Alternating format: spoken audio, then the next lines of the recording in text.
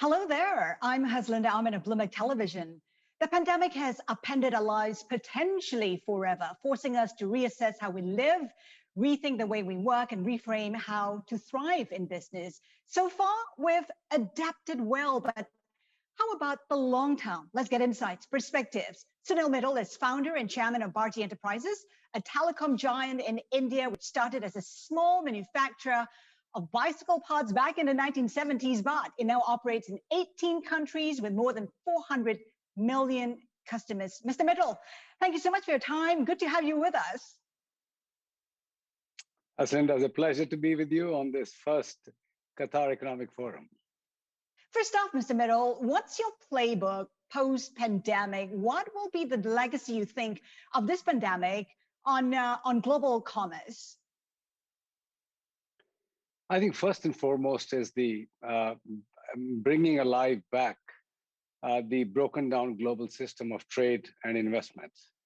I think the last few years before the pandemic, we saw nation states becoming more self-centered. And this pandemic, to my mind, has brought to fore the need to collaborate and to open oneself and nations to a larger grand ambition of keeping the world safe and together. So how are you rethinking your business now, given the scenario you've just painted?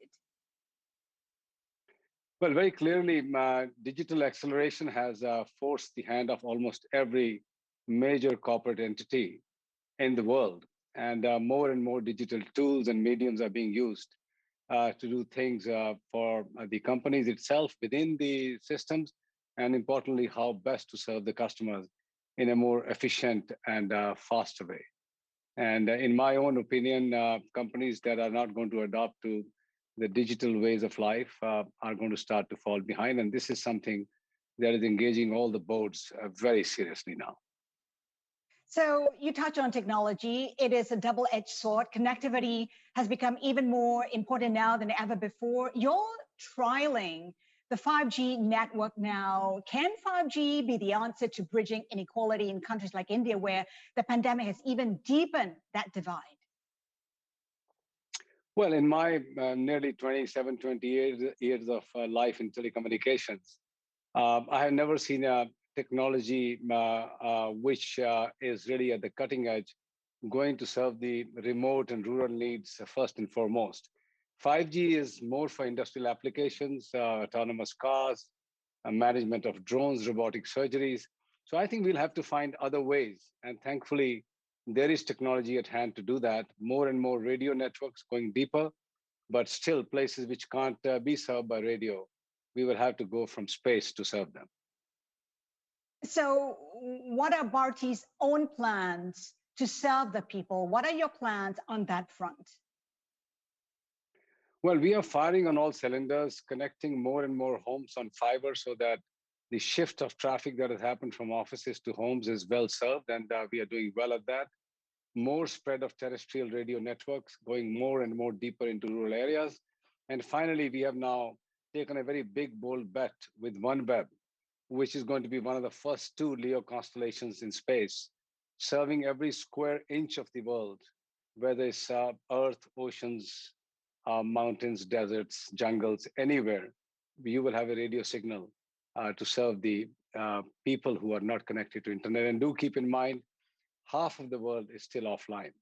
And given the progress this world has made, I think it's a matter of shame that we are still having so many people which are left behind. Let's pick up on OneWeb. It is a mini satellite firm. It's one of the most exciting projects you've undertaken, you've embarked on in recent times. Talk to us about the business case for Bharti. What goals, what targets have you set for yourself? Well, just imagine a telecom network beaming out of space with 648 satellites moving at 25,000 kilometers an hour speed around the globe and covering the entire globe in 1 minute and 19 seconds. 1 hour and 19 minutes, you can imagine the power that it has in its hands. With very high speed, low latency bandwidth, which was missing from the earlier satellites, we will now create the magic of serving those who remain unconnected. Bharti is leading this charge along with the British government. Eutelsat, the European company, which has the French government involved, is also a part of it. So is SoftBank. And we are delighted to be nearing our vision of starting to provide services soon in the coming year. So how will it complement Bharti's digital outreach, you think?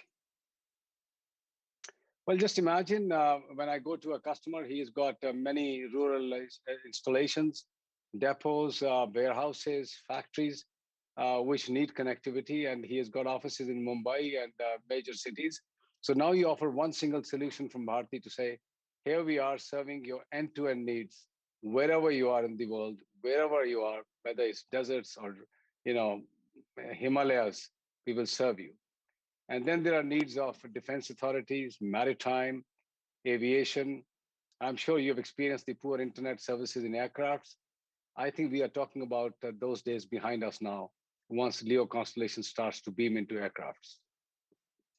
Mr. Mittal, will it be a game changer for you? You've talked about how just within the telecom space in India, there are now 2.5 players, no longer 3. Will this be a game changer for Bharti? Well, I think there are two separate sensations here. One is really India, where from 12 operators, we are down to really 2.5 now. Will India go down to 2? My own view is I'll be tragic. India is a very large country. It deserves to have 3 private sector players. And I hope we end up with that situation. But as far as Airtel, my own company, is concerned, it is gaining ground. It has gained market share. It's in a very solid position. In Africa, we have now strengthened our company. It's doing extremely well. So we remain very steadfast in our ambitions. But what OneWeb does is really sit on top of that ambition to serve the areas that we could have never imagined that we'll be able to serve. So it's really a complement of a technology that is coming through. I want to touch on the consumer behavior. Bharti is across sectors, telecom, insurance, food, education, real estate. Has anything changed fundamentally for the consumer, and in particular, the 1 billion consumers in India, where everybody, the likes of Amazon, Google, Facebook, all wanting a slice of that huge pie? Well, indeed, a lot has changed. Given that there's been a deceleration in economic activities, the world has gone minus 5.1%. The only way to quickly bring the economic momentum back is, as I said, through digital medium. We saw within 2 weeks, 250 million students moved online in China. The same is happening everywhere else in the world. We really need to, support the digital vision. And our Prime Minister, who has had digital from day one when he assumed office as his mission, one of the 4 pillars, has been driving this agenda for the nation. And I'm glad we today have fintech coming through mobile phones. We have healthcare services coming through mobile phones, the identification coming through mobile phones, and importantly, education type of services which are essential. And that is where I would say Qatar is very highly focused. I served on the Education Above All foundation of Sheikh Moza. So education is one of the most important needs for India today. We have to educate our 250 million young children who are between the age of 6 and 16. And if we keep on getting disrupted in running our schools and universities, the only way is through digital medium. Amazon, Google, Facebook, all these companies are coming and supporting India's vision towards that medium, ensuring there are tools available, there are mediums of digital connectivity, and importantly, there are enough entrepreneurial ecosystem developing around these digital ecosystems that they are able to serve the customer needs. Mr. Mittal, you said before that those who are here yesterday are not here today. Those who are here today may not be here tomorrow, and yourself included. What new businesses might your group be looking at to ensure that you stay relevant tomorrow?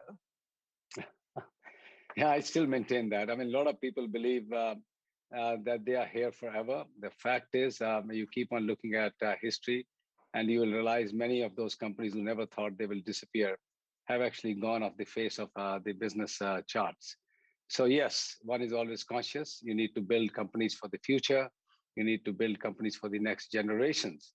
And in that order, we keep on reinventing ourselves, moving from 2G to 3G and very quickly to 4G, and now moving on to 5G, and more importantly, moving straight into space now.